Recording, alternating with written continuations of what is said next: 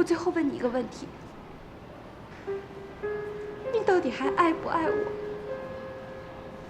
你只要说不爱，我们就到此为止。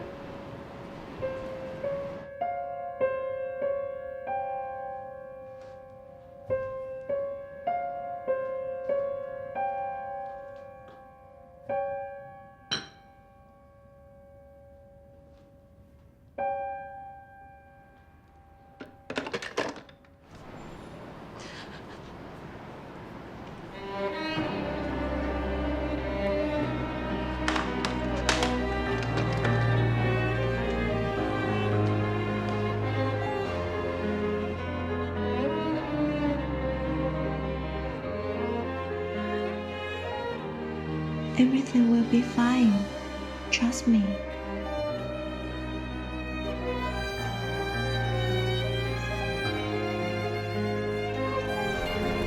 怎么样？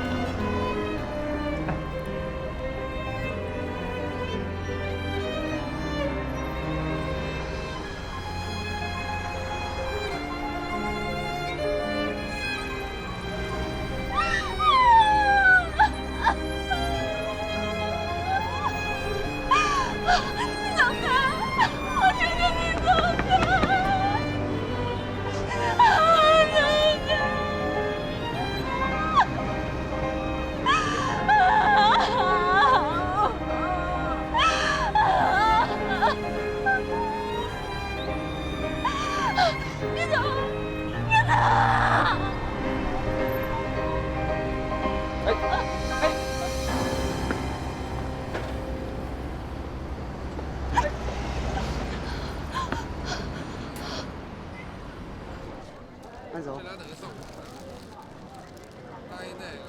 这菠菜多少钱一斤？就这一点了。1块钱，全部拿去。1块钱？哎，好啊好啊，你都包给我吧。哎，好好好。哎，菠菜多少钱一斤啊？我来晚了，我都包了。哎，你们家就2口人，吃得了这么多吗？谢谢老板。哎，招娣，招娣，你等等我呀！我看见陈野了。你们俩一个单位的，看见很正常啊。哎呦，你不知道，不是那种普通的看见啊！我看见他骑着自行车，带着一女的从单位走了。谁呀？我认识吗？哎，你还真认识，就是陈野的弟弟的女朋友啊，婚礼上你见过的那个。哎，我听小桃说啊，这女的是陈野的初恋。你说这吃不到的最香，得不到的最美，这初恋会不会是男人心中永远的痛啊？小青啊，你爱吃菠菜是吧？啊？哎，不是招娣。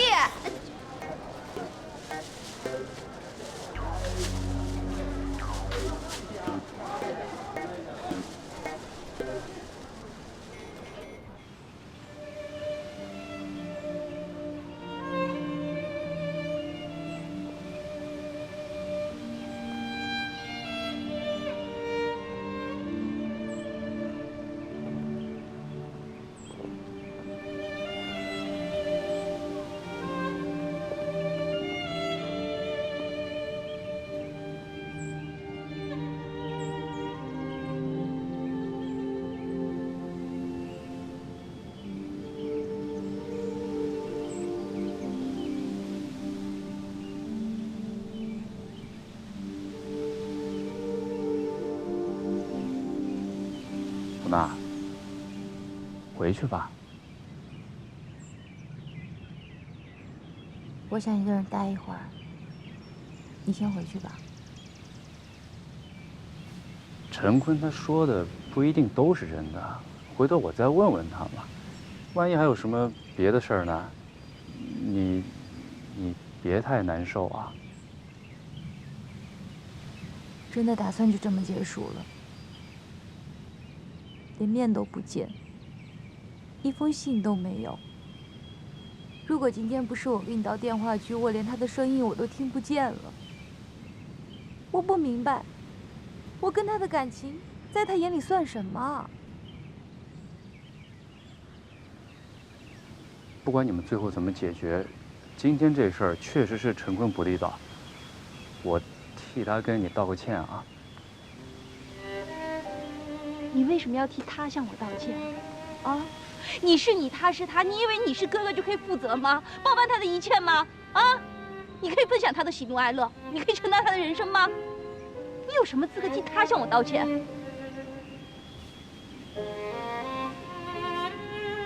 你有什么资格替他来向我道歉啊？对不起。苏娜，你们的事儿我不想干涉，我就是觉得挺可惜的。等过一阵子他冷静了，你再给他打个电话试试，还没准他先给你打电话了呢。我不要。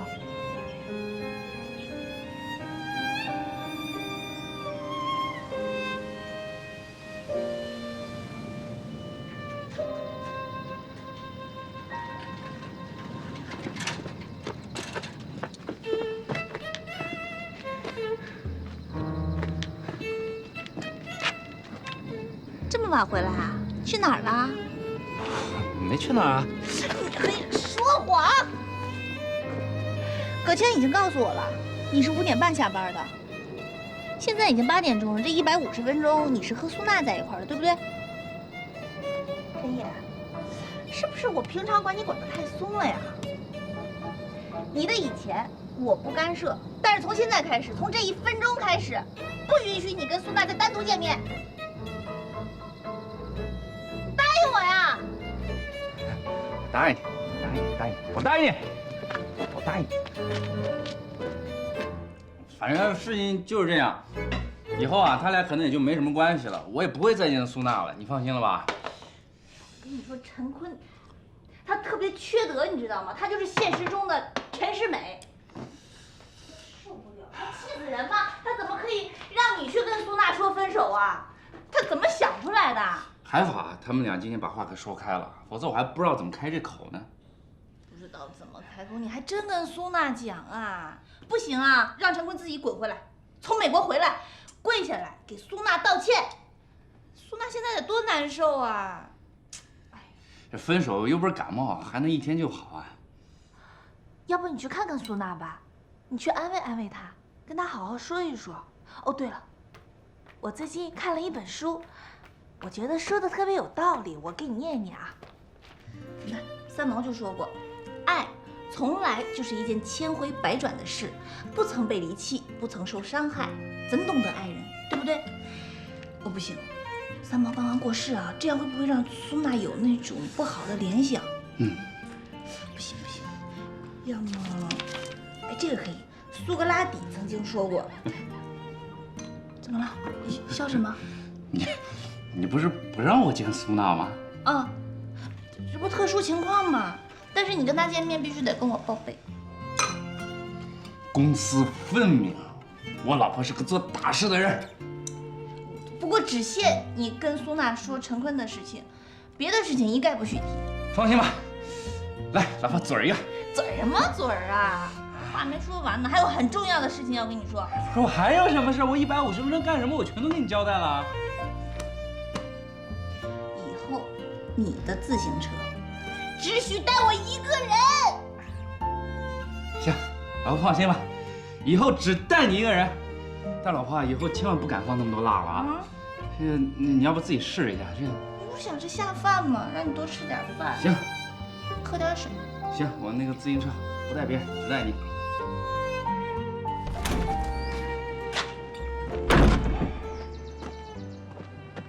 哎，田姐，电话，美国的。快！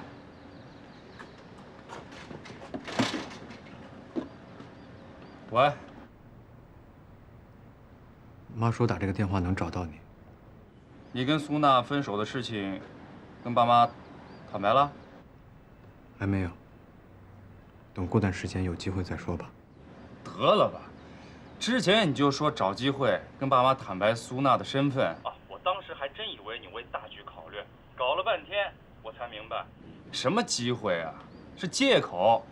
还有，你到现在你都没有去苏家道过歉，你就是得过且过，能混一天是一天，苏娜为你受了这么大的委屈，先不说你见异思迁有多缺德啊，哎，你就不能好好的跟她谈一谈，大家好聚好散嘛？你非要去逃避啊？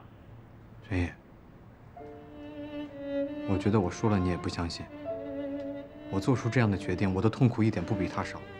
我就纳了闷了，人家是拿刀架在你脖子上还是怎么了？你有那么迫不得已吗？我问你，你跟你早生女儿好，是不是就是为了留在美国？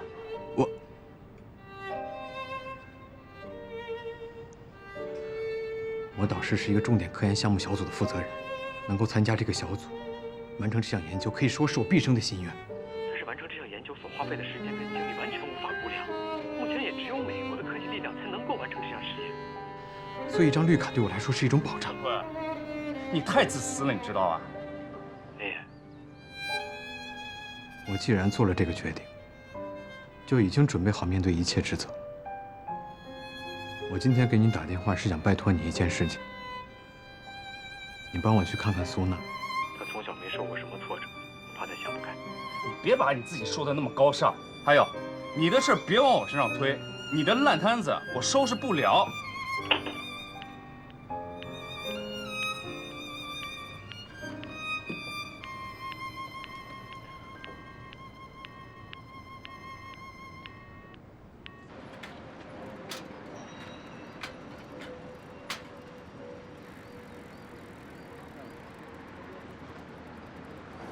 高阿姨脾气不好，她的关心有可能适得其反。小娜脾气又倔强，这种事情她不可能跟一般朋友去说的。你帮我去劝劝她，她可能会好过一些。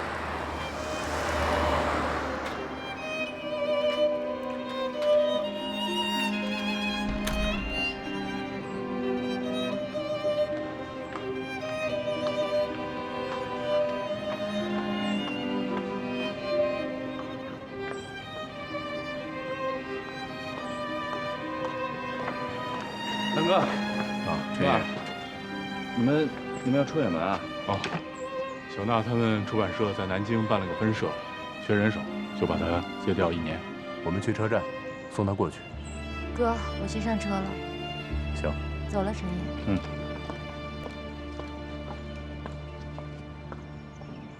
那还好吧？其实这次借调没有她的事儿，是她主动提出去过去的。我妈都气坏了，说什么也不出来送她。希望这次她能疗疗伤，希望回来一切都能好起来。陈坤这次实在太过分了，他欠你们全家一个解释。昨天陈坤打了个电话，是我妈接的。我妈的脾气你也知道，她知道这件事以后都气坏了，几次都想到你们家去理论，都被我们拦下了。昨天她在电话里大骂陈坤，陈坤也没有什么回应，只是在那儿听着。所以我觉得她可能真的是有自己要坚持的东西吧。行了，我们走了啊。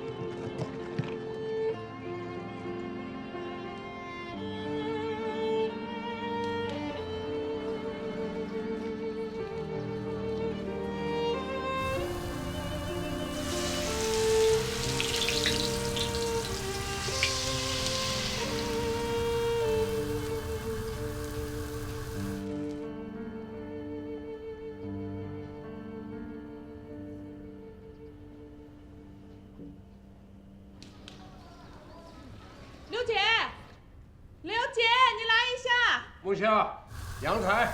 我正忙着呢，你不用理他。刘姐，你快来一下！梦香，刘姐，叫你呢。等一会儿，等一会儿，快出来呀！哎呀，那你去炸，别糊了啊！哦。哎呀，快一点，快一点，刘姐！干什么呀？你们家着火了？哎呀，不是我家，怕是你家要着火了。什么意思？给，你看看这个。臭美。这不是你吗？还让我看？哎呦，谁让你看我呀？你看旁边那个。哎，这不是小苏姑娘吗？对呀，来，你再看看这张。高兰嘛，这不是啊？高兰旁边那个。哎，她怎么会跟小苏姑娘在一起啊？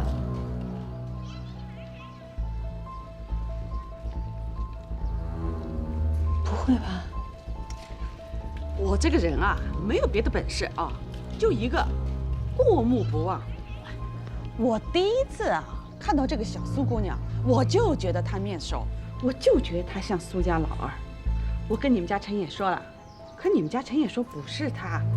哎呀，后来我就想啊，这过了这么多年，这人的变化也是蛮大的啊，也就别再往深里想了。这不是今天我在家闲着没事嘛，我就想把那些以前的老照片拿出来倒腾倒腾，就把这张照片给找出来。我一看呀，哦哟，这不就是小苏姑娘吗？你看这个鼻子，你看这眉眼，哎呀，这我就奇了怪了啊！这个小苏她隐姓埋名的，她到底是要干什么呀？啊？哎，真是让人想不通。哎，刘姐，我话还没有说完呀。刘公子喊你来坐吧。哎，你要干嘛？上哪儿去啊？骗子，他是个骗子！哎呦，谁敢骗你呀？眼睛长头上去了。苏娜是个骗子，还跟我们说什么他爸爸妈妈是地质队的，什么在新疆搞科研。你知道他爸爸妈妈是谁吗？知道吗？苏茂书、高兰，她是苏茂书、高兰的二女儿苏北。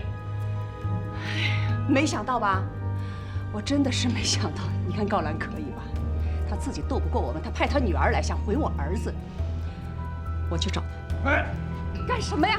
你干嘛去？我当面戳穿她，我干嘛？哎，别讲！你别拉着我！梦夏，哎，梦夏，梦夏。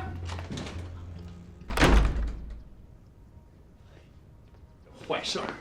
机械研究院那叫陈永刚，他老婆叫刘梦香。我记得他是住在哪栋楼啊？是这栋楼还是这栋？哎呦，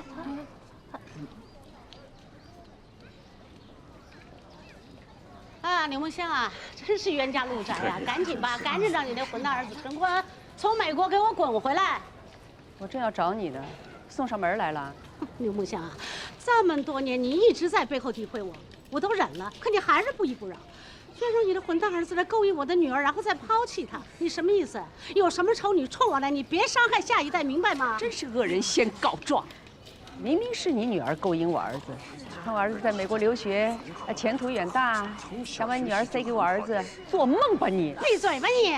我现在来告诉你，去年我们家老苏住院，就你那儿子从北京回来，家都没有回，直接到医院围着老苏跑前跑后转了1个星期，连屎尿盆子都端了，你不知道吗？端了1个星期屎尿盆子，端屎尿盆子。你得了妄想症了吧？屎尿盆子不知道啊，受刺激了吧？哎呦，你听我说，永刚，听我说，有人做白日梦，说我们家儿子给他们家苏茂书端屎端尿，有病赶紧看病去。哎呀，有些事情你不知道，我们回家说。什么事儿啊？什么事儿啊？回家说，回家说。不是你什么事情瞒着我？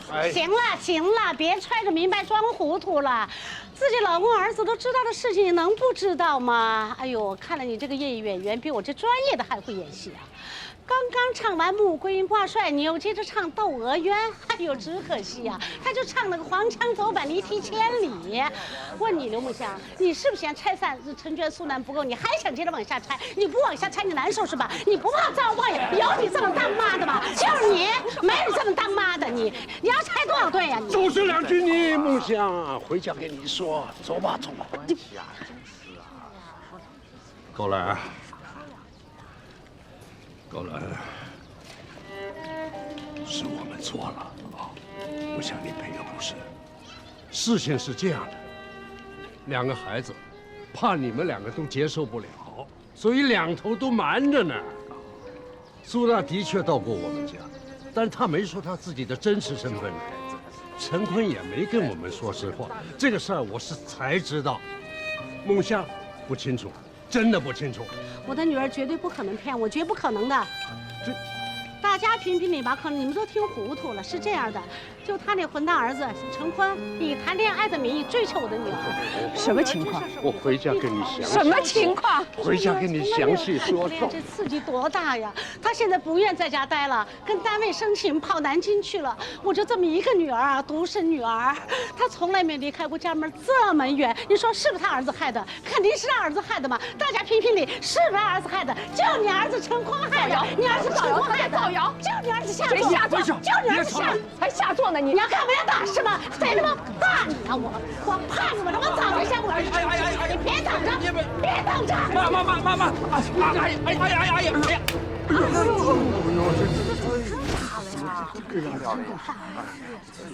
哎呀，好的，哎，这个把眼睛，你看他我儿子。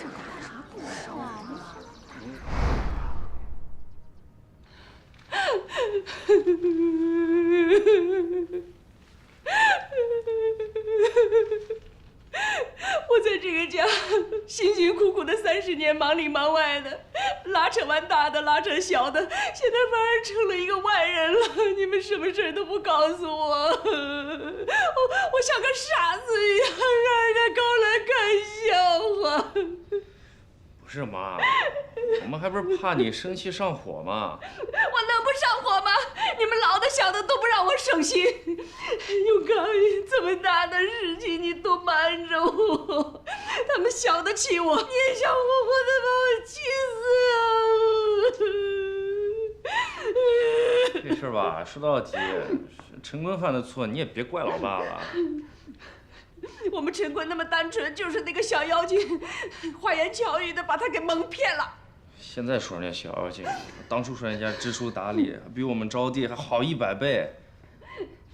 他妈是老妖精，他就是小妖精，反正我们家是男的，不吃亏。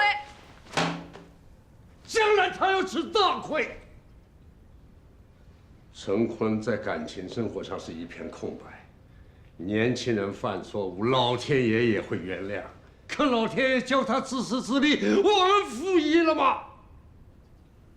他今天对苏娜能够不负责任，明天就能对他自己的学业、对他的工作、对他自己都不负责任。你等着吧，他会犯更大的错误。爸，你消气，息怒。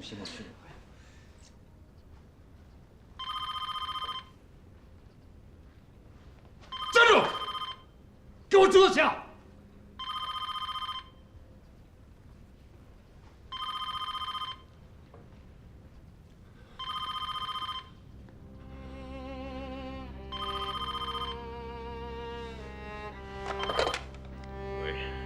喂，爸，你打电话找我，我刚出去了一趟。刚才接电话的是你导师的女儿吧？陈也跟您说了，你高兰阿姨都来过了。爸，你听我解释，爸。我不听你解释。我问你，见异思迁、背信弃义，是一个男人该干的事儿吗？你现在就去买机票，亲自回来给苏娜赔罪。爸。学校这边实在走不开，走不开也得给我滚回来！这事不解决，你先都……你不要听你爸的，妈，你就在那里学习，你别回来，这里的事情妈妈能替你解决啊。你，哎呀，你干嘛那么上纲上线呢？你干嘛？陈爷，陈爷，快去拿药，没事了啊，没事了。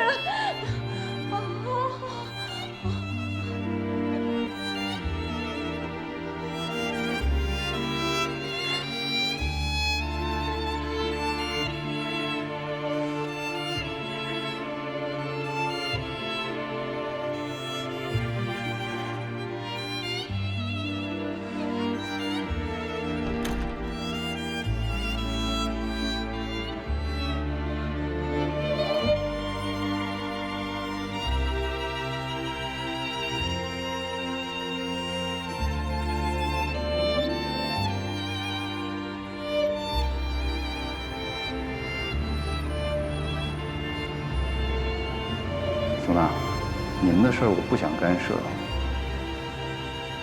我就是觉得挺可惜的。他既然这么做，一定有他的理由，我尊重他的选择。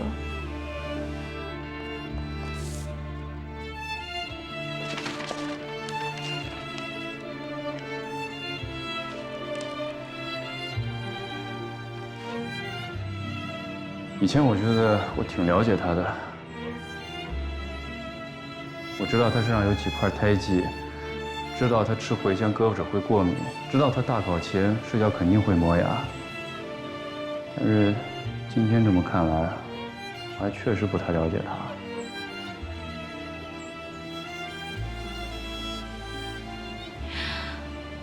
爱一个人，不一定要得到和拥有。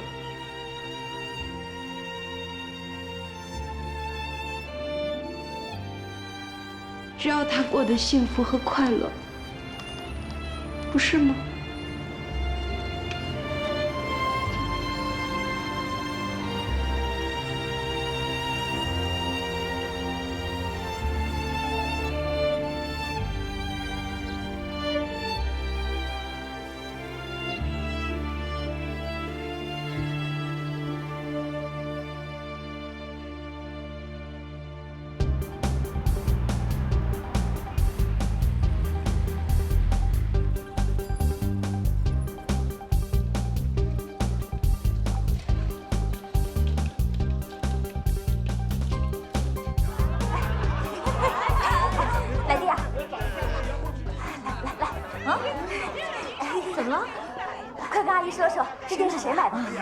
就是啊，我老公买的呀。你看我说的吧，肯定是她老公买的。我们自己也买了一台。哎呦，自己也买了一台啊！对呀，强哥，个儿大，你看，套的好看，还有个套子呢。给它套起来，哎，好看吧？好看，好看。咱们家这儿怎么了？这么多人？哇！看吧？哇！哎呀，我没看错吧？这么大的电视，爸，这得多大呀？哎，29寸的。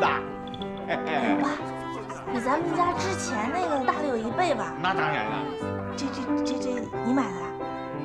哎，我可舍不得，很贵的，很贵的。哪儿弄的？哦，婆婆搬来的。我哪见过这么多钱呢？要不要换个名字？你看阿姨，哎，换个名字。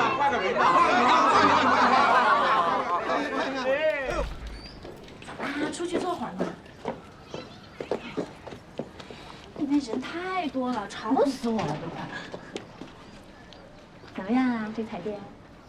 好。这是刘强他们公司这批紧俏货，你知道吗？抢的人可多了。我给自己拿了一台，送给咱爸一台，内部价，你要吗？内部价，要，多少钱？1万块。1万块？我的妈呀，怎么这么贵啊？那不要了，太贵了。这还贵啊？你知不知道市场价11800块呢？哎呀，你这个丫头啊，你发财了呀你！1万块啊，从你嘴里说出来怎么像100块似的？发财倒是谈不上，不过我们家刘强帮贾老板签了一笔大单，提成3万块。好，一个单就有3万块钱可以挣。哎呦，我的天哪！钱在你们那儿怎么那么好赚啊？哎呦，什么话呀？什么叫好赚？那你是没看我们家刘强有多辛苦，每天都出去应酬，一天喝3顿，都快进医院了。我还挺心疼他的。哎弟啊！哎呦，哎，我跟你说啊，那个电视机看半天了吧？我刚才用手一摸，哎呦，好烫！要不要让它歇会儿？哎呀，不用。你以为都跟你一样啊？走半个小时就呼哧的。胡说，谁走半小时不呼哧？爸，别动。李招娣啊，看看爸爸这件风衣怎么样？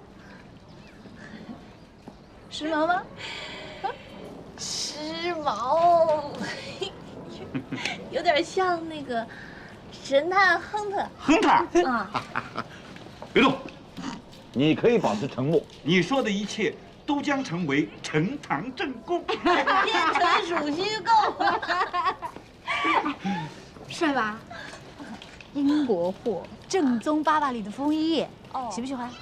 喜欢的话，让刘强下次去香港的时候给你带一件。呀，行了，来弟，别挑你姐姐了，他们俩是本本分分靠工资过日子的，买不起的。不要了。那彩电呢？还要吗？也不要了，29寸太大了，我们家小，不合适。29寸怎么了？你看在爸爸这里不也挺好的吗？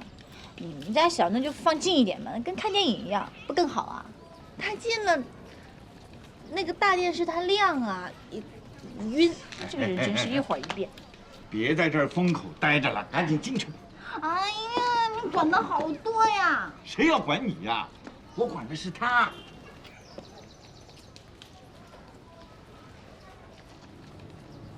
你有啦？5周了。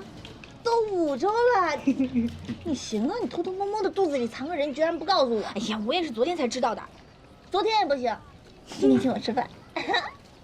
我不请你吃饭，带你去个洋气的，我请你喝下午茶。啊？喝茶呀？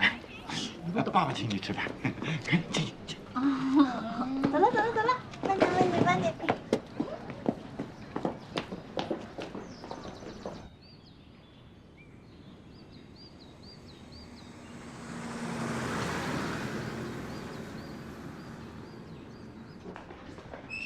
哎，这你自己带啊？啊，这一季度劳保又发了啊，每人10副手套，1沓肥皂。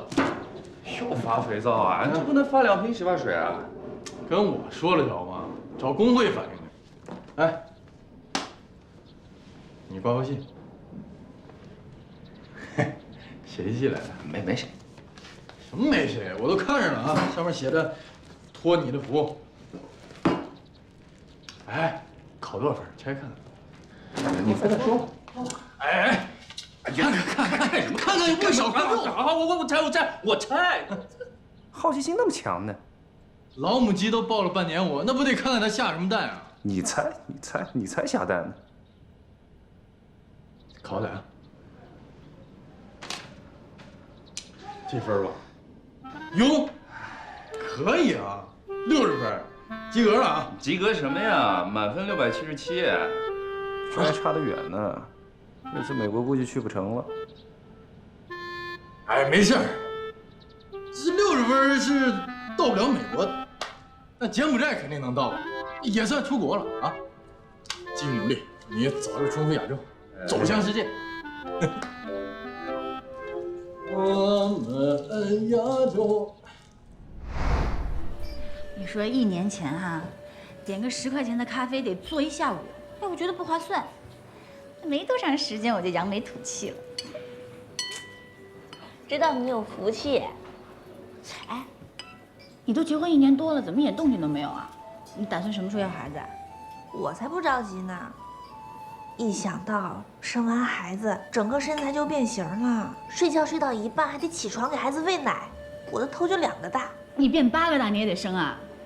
我跟你讲啊，男人的行情随着年龄往上涨，那女人是一路下滑，只有孩子才能帮助你坐稳你的江山。你看吧，我们家刘强跟贾老板有交情，贾老板又赏识他，所以他一定会独当一面的。等以后挣了大钱，那花花肠子全跑出来了。所以呢，我早生孩子，早稳定。哼，想这么多累不累啊？我这叫居安思危，好不好？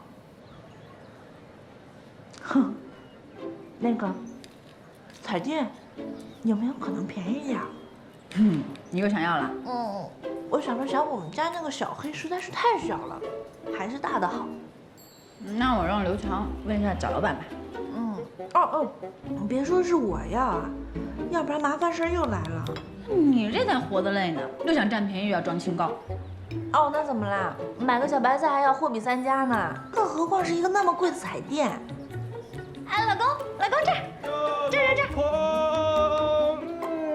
儿。肉麻你们俩。二姐。啊。怎么样呀，老婆，累不累啊？刚才不累，现在坐久了腰有点酸。哎呦，你个小地主，我瞧把你妈给折磨的。你怎么来了？啊，我接贾哥来了。他也在啊？啊，他住这儿啊。啊？李来娣，你怎么？大家一起热闹。那你明明知道他。哎，贾哥。贾哥。李小姐，我们又见面了。坐。哎，坐，贾哥。贾哥坐。哎，2杯咖啡。哎呦，我也累死了。给你太太来。哦，贾哥。刚才我跟我姐还聊呢，她有事情想找你帮忙。哦，能为李小姐效劳是我的荣幸。是这样的，就是我们家那个29寸的彩电，我姐想要一台，但是她这个预算呀不太够，就想问一下还有没有优惠？李小姐的预算是多少？预算啊，5000。5000？不是吧，姐？5000连成本都不够呢。哎，啊，但是贾哥路子广，一定没问题的，是不是啊？说来也巧，有个朋友托我订了台彩电，付了5000块定金，但是前2天突然说有事要出国，彩电不要了，定金也不要了，我也真不知道该如何处理。现在正好，只要你出5000块，这台彩电就属于你了。真的吗？是啊。那太好了，谢谢你啊。你什么时候在家？我让人把彩电给你送过去。可不可以再缓2天啊？我现在还没凑够5000，等我凑够了再说，行吗？好。行了，姐，都是自家人，先提货后付款，一样的，是吧，贾哥？是啊。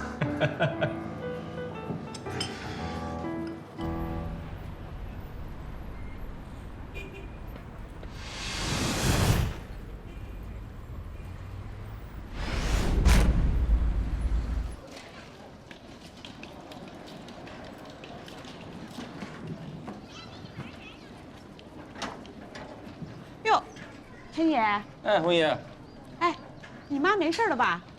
啊？你妈前一段不是跟高兰干了一架吗？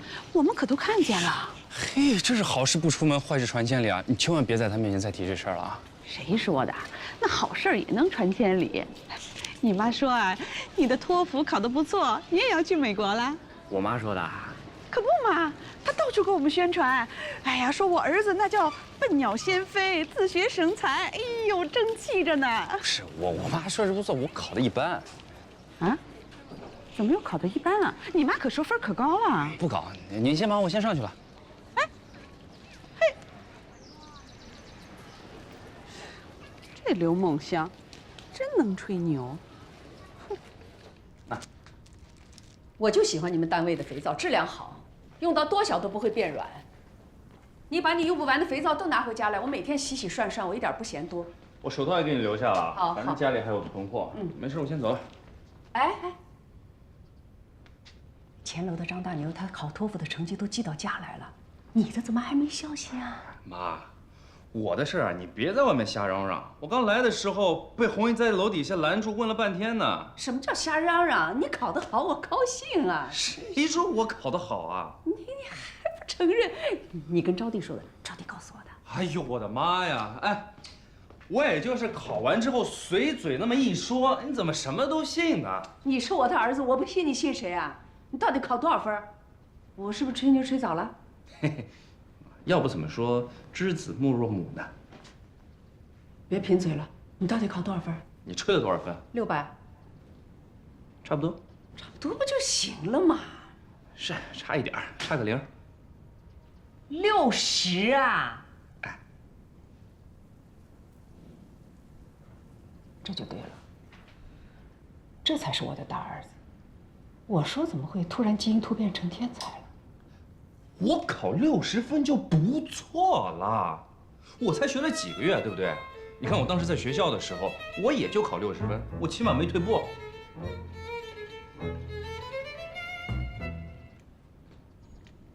妈，我车没锁，我先走了。妈，哎呀，妈，哎呀，好了，不打了。我指望不上你是对的。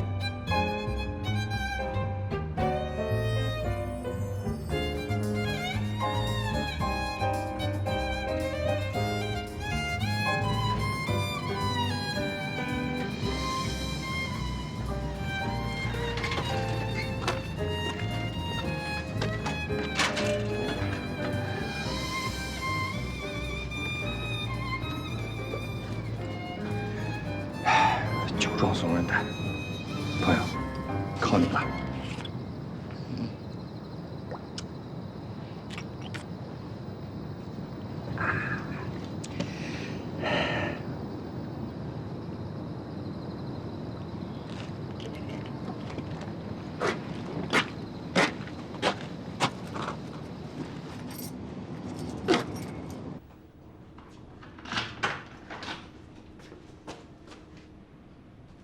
回来啦。啊。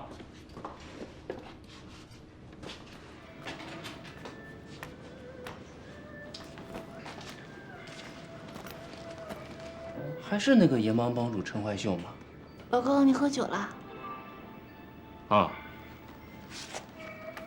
那应该晚饭在外面吃过了吧？太好了。哎呀，今天晚上啊，我光顾着看电视了，都没来得及做饭。哎，老公。啊？你看，这人谁呀？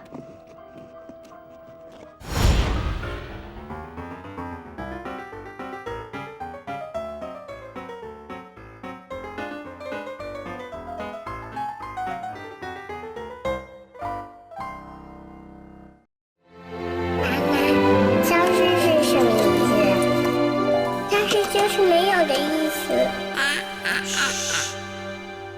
嘿，你曾遗失在冬夜月光下，只剩孤独拖着你走，那些疲倦后还扔下的伤痛，随着风消失在过往。你曾听见了密云笑你傻，不肯数却只能低头。那些倔强后才留下的泪，都带着你飞翔到远方。路太长，难免受伤。从今后不再失望。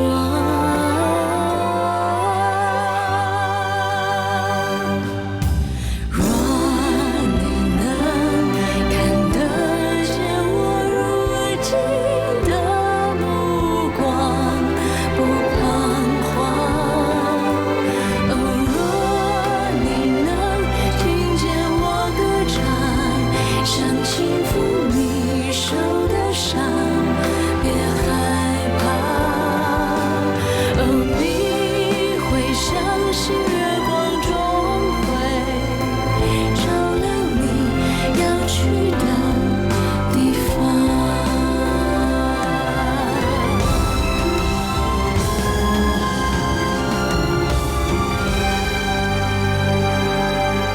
嘿，你又想起那些离开的人，想握住他们